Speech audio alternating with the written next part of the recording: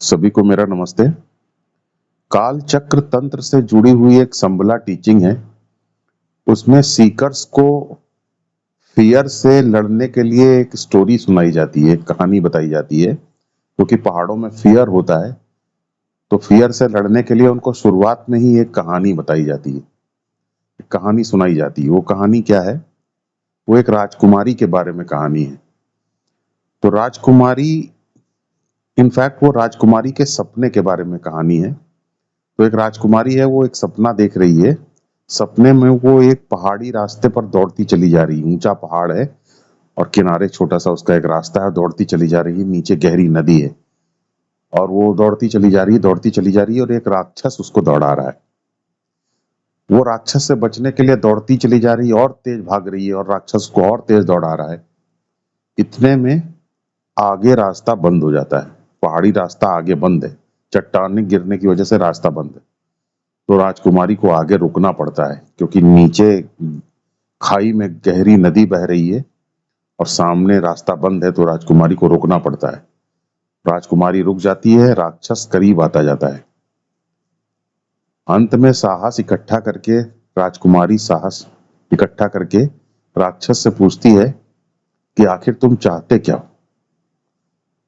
तो राक्षस राजकुमारी को ये जवाब देता है कि ये तो आप बताएंगी कि आप क्या चाहती हैं, क्योंकि सपना तो आपका है।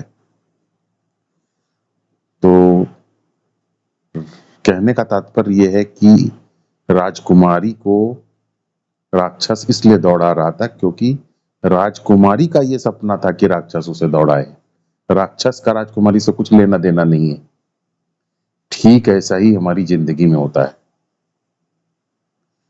हम दूसरे को कोसते हैं, लेकिन दूसरे को हम आकर्षित इसीलिए करते हैं क्योंकि हमारे अंदर की नेगेटिविटी, हमारे अंदर की पर्सनैलिटी का पैटर्न उसको अपनी तरफ आकर्षित करता है। हमारे अंदर के नेगेटिव इमोशंस उसको हमारी तरफ आकर्षित करते हैं। तो मुझे बहुत सारे लोग प्रश्न पूछते हैं, उसमें वो नार्सिसिस्ट को कोसते रहते हैं कि इसने ऐसा किया, उसने ऐसा किया, ये ऐसा किया। लगातार कोसते रहते हैं, कोसते रहते हैं। तो हमें ये कहानी से क्या सीख मिलती है? हमें इस कहानी से ये सीख मिलती है कि हमें कोसना बंद करना है। क्योंकि जब तक हम दूसरे को कोसना बंद नहीं करेंगे, तब तक हमारी कॉन्शियसनेस हमेशा आउटवर्ड रहेगी, दूसरे की तरफ रहेगी। हम दूसरे की तरफ इशारा हमेशा करते रहेंगे।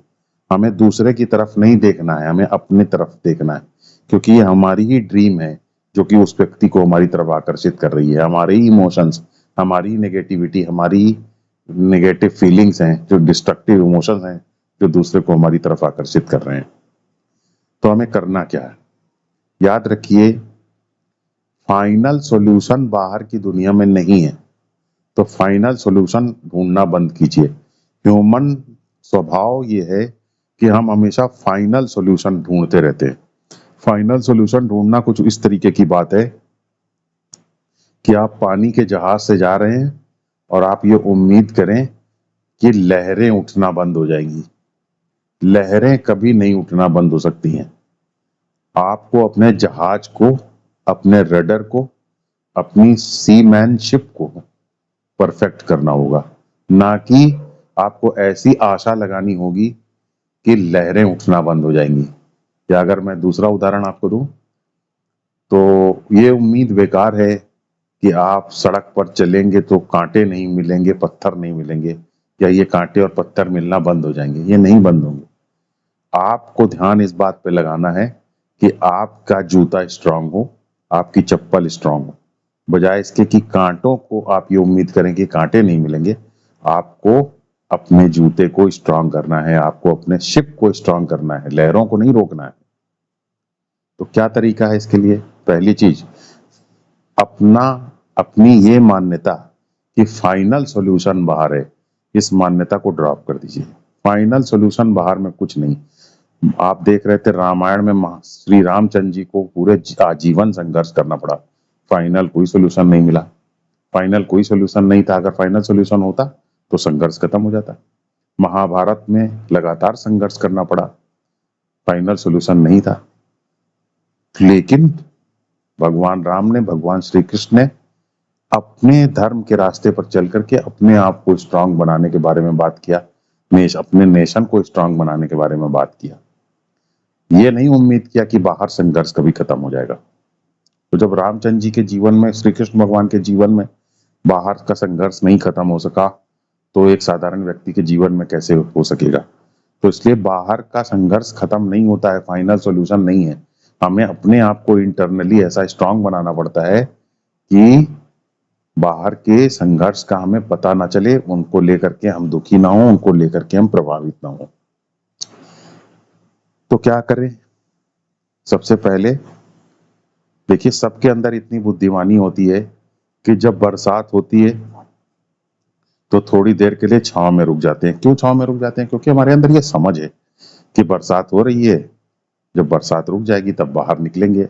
अगर बरसात हो रही है फिर भी बाहर निकलते हैं तो हम भीग जाएंगे, तबीयत खराब हो जाएगी। ठीक वैसे ही आपके माइंड के अंदर है।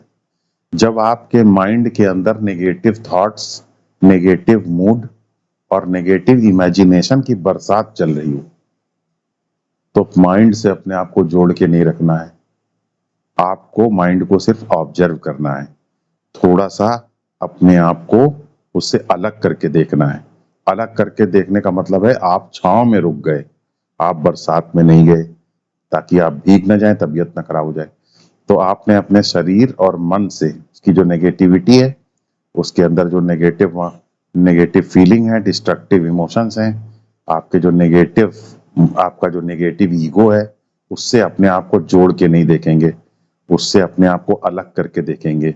इसे कहते हैं बरसात में बाहर ना निकलना। तो क्या सोचेंगे उस वक्त जब हम अलग करके देख रहे होंगे नेगेटिविटी को?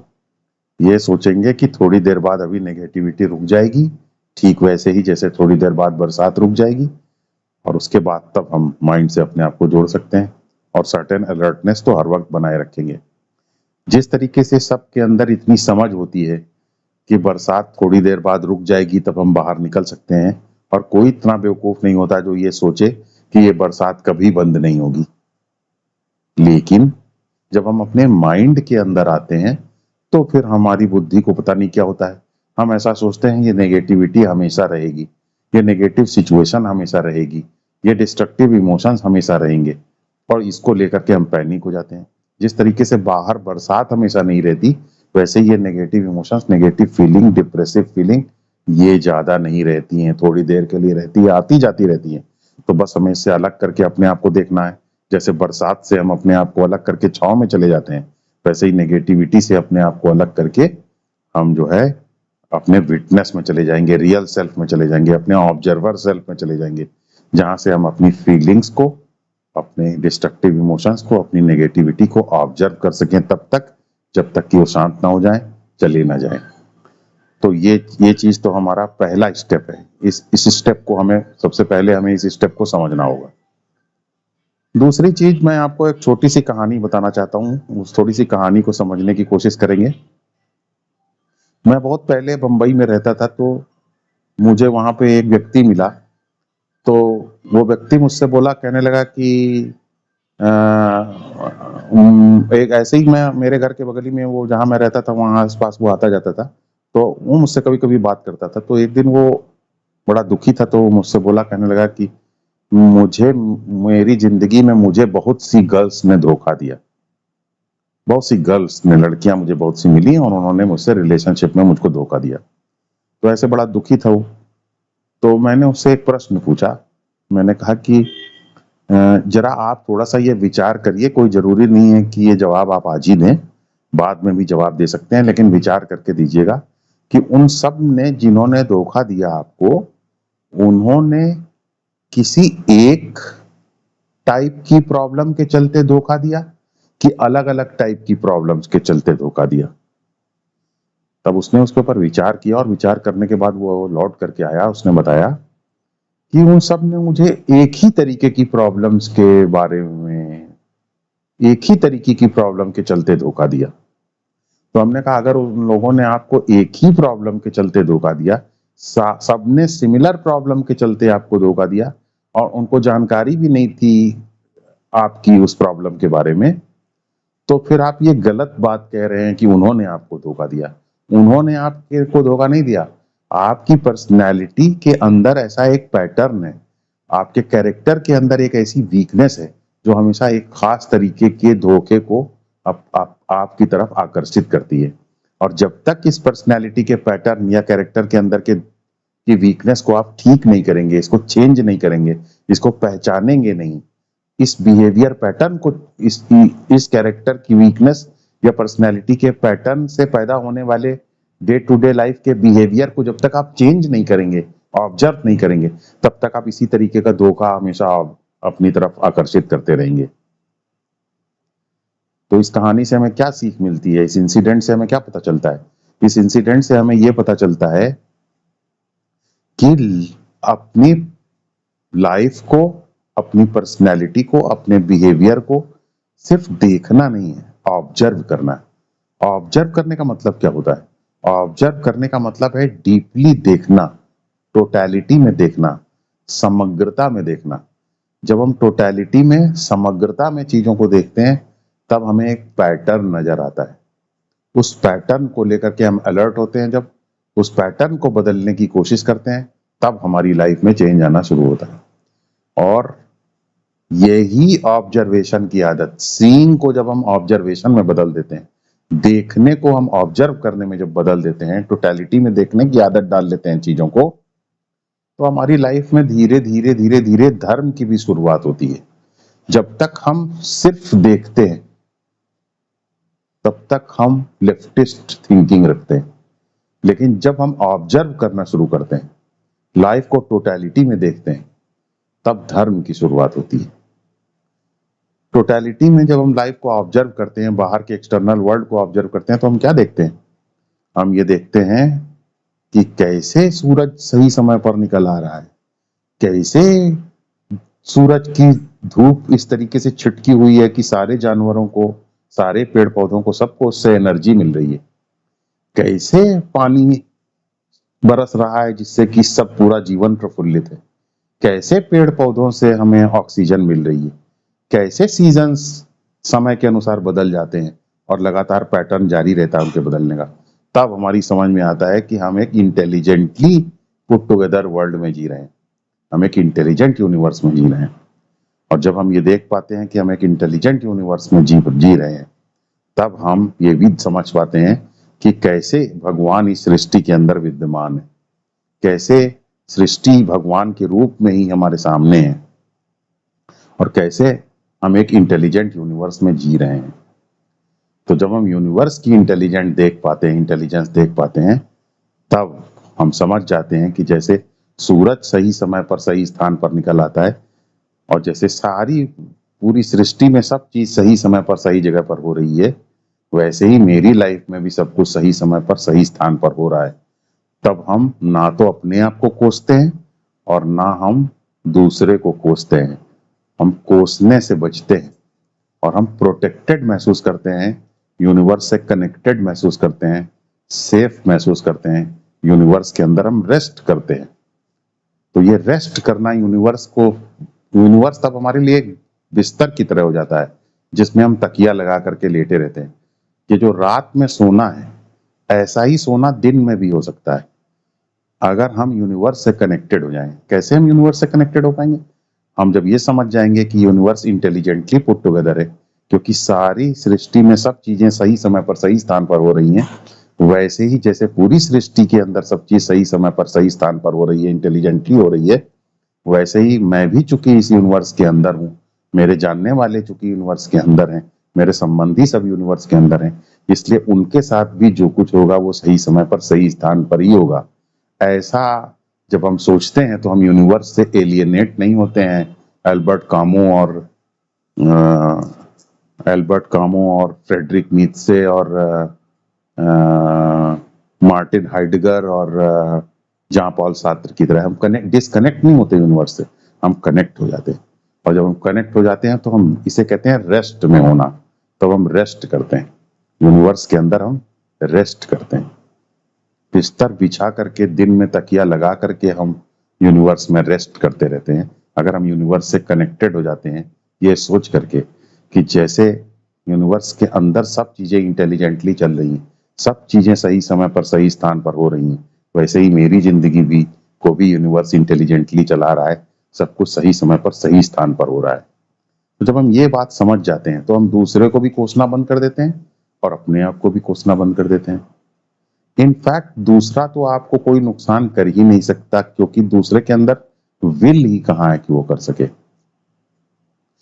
अगर इस दुनिया में दूसरे लोग कुछ कर सकते होते तो इस दुनिया में इतना कष्ट क्यों होता, सब दूसरे के लिए थोड़ा बहुत करते।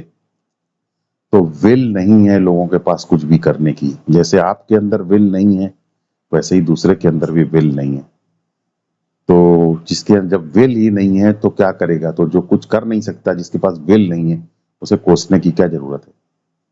श्रीमद् भागवत गीता में लिखा हुआ है कि जो भगवान के बारे में मृत्यु के वक्त सोचता है उसे वैकुंठ मिलता है, मोक्ष की प्राप्ति होती है, सेल्फ रियलाइजेशन वो कर पाता है। लेकिन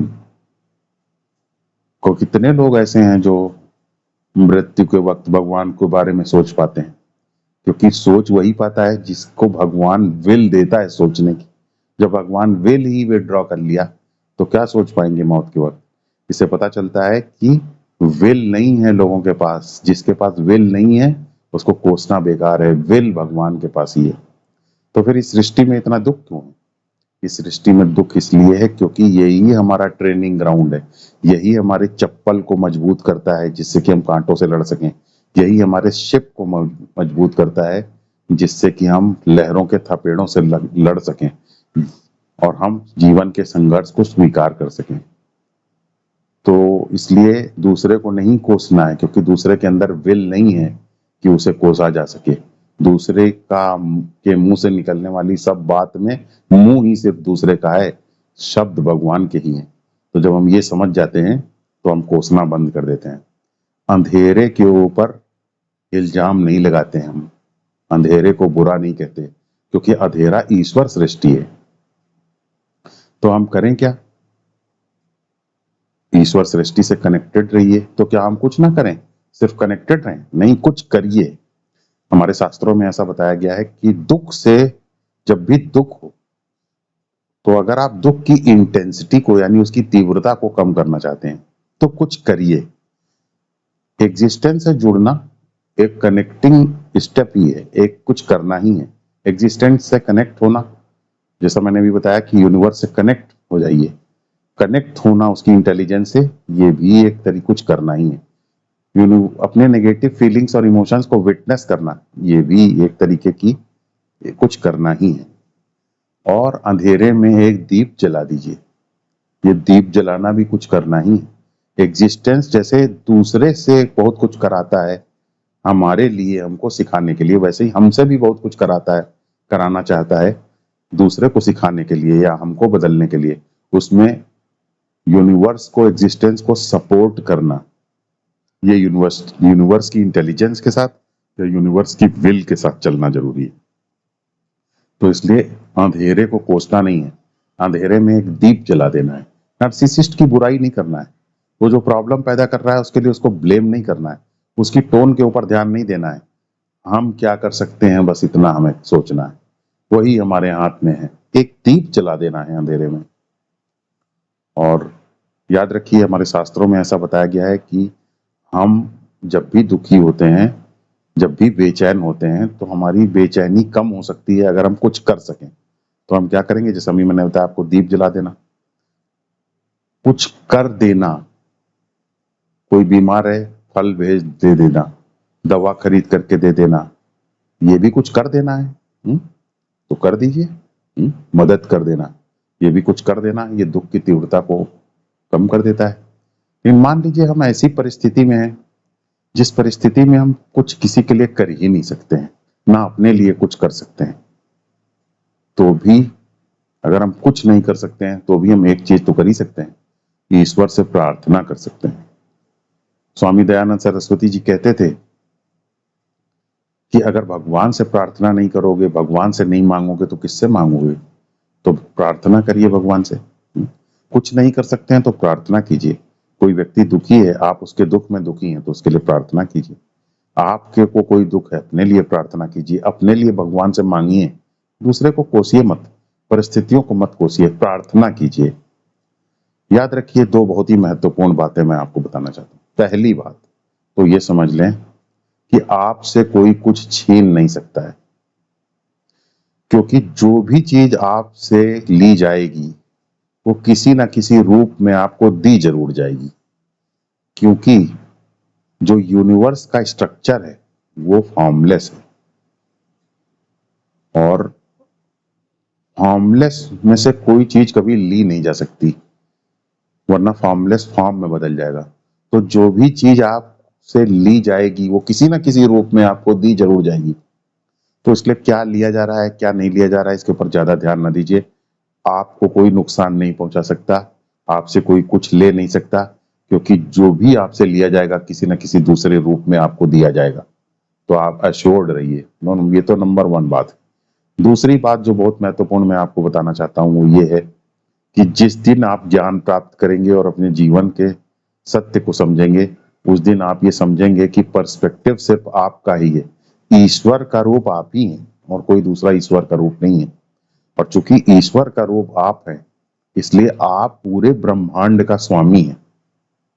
इसीलिए भारतवर्ष में जो है, जिसको जो संन्यास ले लेता है, ज्ञान प्राप्त कर लेता है, उसे स्वामी की उपाधि दे दी जाती है, क्योंकि वो किसी जमीन का सिर्फ स्वामी नहीं है, या किसी साइकिल या स्कूटर का स्वामी नहीं है, या कोई कार का स्वामी नहीं है, पूरे संसार का स्वामी, ईश्वर तुल्य है वो, ईश्वर का रूप है।